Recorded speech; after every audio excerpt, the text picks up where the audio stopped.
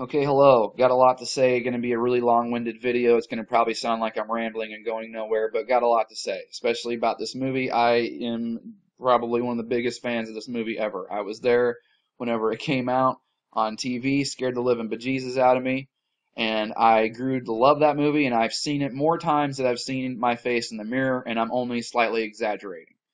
What's interesting to me is that I have a no doubt 100% not going to convince me otherwise Mandela effect with this movie. In the very beginning of the movie, it's a rainy day. There's a kid playing with a boat that he made. He's sailing it down the street. The boat goes into the sewer, and that's where Pennywise, which is just a representation of the darkness of evil, is there. And it lures the kid in the sewer and it kills him because it's a child killer. It's a child murderer. This monster, this demon, this Pennywise, the dancing clown, as it's called, which is a whole other thing, but we're not going to get into that. Anyway, I distinctly remember seeing that kid being pulled into the drain. Distinctly remember being him pulled into the sewer drain, and it freaked me out. Never forget that scene. Now, if you watch that movie, that scene is not anywhere in any version I've ever seen. Nope, and it drives me nuts and I just watched this movie with my nephew a few months ago, earlier this year. And it drives me nuts every time I revisit it and every time I watch it because I distinctly remember seeing that happen. Now all that happens is you see Pennywise's face. He has these big nasty teeth. He's basically like opening his mouth like swallow the kid whole. And he comes up real slow towards the camera. It fades to black and that's the end. Nope, afraid not. I distinctly remember that kid being drug into the sewer. Now here's where I have no proof of this because I can't find it. Can't find it. But the only proof I have is that, I wish I could have documented this real time, but I couldn't. I didn't really think to do it. It just, because I was sitting there already kind of pissed off because I knew what was going to happen before it happened. So in this version, in 2017, this remake, I haven't seen the movie. I've just seen the first scene, which it's a remake. So same thing happens in the 2017 version. This kid's sailing a boat down the rainy road, the wet road. It falls into the sewer. There's Pennywise. Pennywise says, "Hey, why don't you come in here and get this boat?" The kid goes in to get the boat. This time, Pennywise bites his arm off. Okay, now at this point, the kid starts crawling away from the grate. And I'm sitting here watching this, and I said, you know what? I bet you that kid gets pulled into that sewer grate. And wouldn't you know it? That is exactly what happened. Yep, because I remember that's what happened the first time. But you can't find that in any of the versions of any of the movie. So impossible. Sorry, that's impossible. And what's more interesting is in this one, he was pulled feet first. I distinctly remember him being pulled in head first. But anyway, so it irritates me to no end. It drives me nuts because I watch this movie probably once a year, all the time. I love it. Okay, so this movie came out in 1990, which is interesting because that's when Operation Desert Storm broke out. It took place in 1960, the first part of the film, which we're told North Korea is this big boogeyman. Oh, look out, look out, look out. And this year, same year the remake is released, they celebrated their 69th anniversary, North Korea. It consists of seven kids. There's 7 kids. That's interesting enough right there, right? 7 kids to fight this clown. It aired, it's 3 hours and 12 minutes, so there's your 33. This number, the 6.9, that number can literally change overnight. So that one I will actually call that coincidence. But what's very interesting is that this movie aired on 18 November 1990, so 9/11.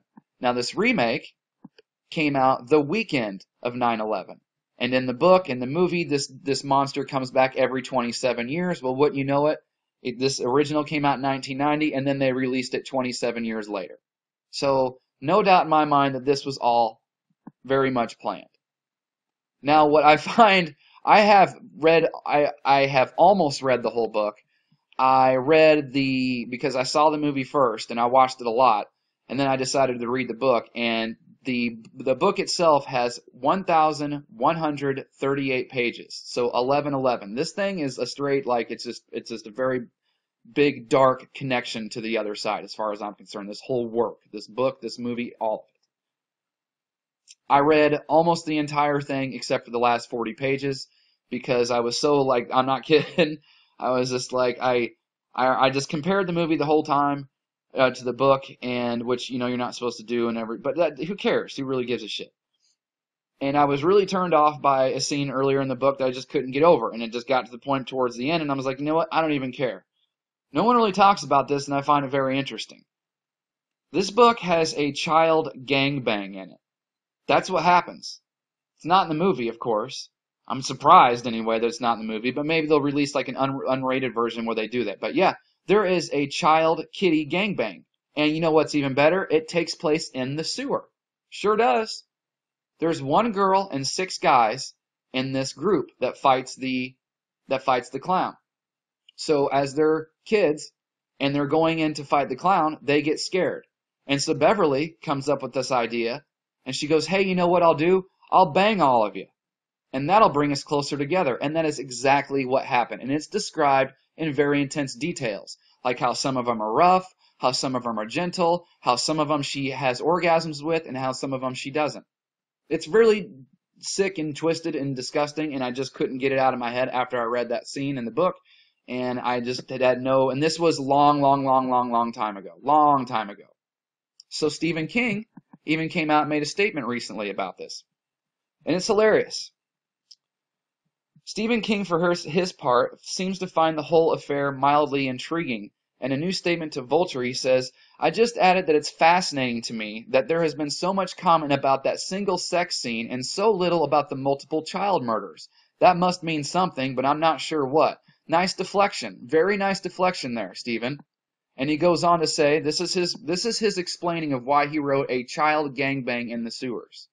I wasn't really thinking of the sexual aspect of it. The book dealt with childhood and adulthood, 1958 and grown-ups. The grown-ups don't remember their childhood. None of us remember what we did as children. We think we do. We don't remember it as it really happened. Intuitively, the losers knew they had to be together again. The sexual act connected childhood and adulthood. It's another version of the glass tunnel that connects the children's library and the adult library. Times have changed since I wrote that scene, and there is now more sensitivity to those issues. More sensitivity to child gangbangs in the sewers. So if you were, if you ever watched that show, it's a very entertaining show, very hypocritical, because the people who were running the show were actually doing the same thing behind closed doors, but, this is neither here nor there. There's a show called To Catch a Predator, and it was a news program where cops would pretend to be underage girls, and they would lure sexual predators over to a house they had set up, and it was a sting. Basically, these guys would show up, they'd knock on the door, they would open the door, and you would hear this little girl, you would hear a very young female voice say, hey, come on in, I just got out of the shower, I'll be there in just a minute, I'm not even wearing anything, I'm totally naked. And the guys, ranging from whatever, 21 to sometimes like 60 or older, would come in because they're there for sex. And as soon as they would come in and sit down, then Chris Hansen and this news camera crew would come in and be like, ha-ha, gotcha. Now, could you imagine?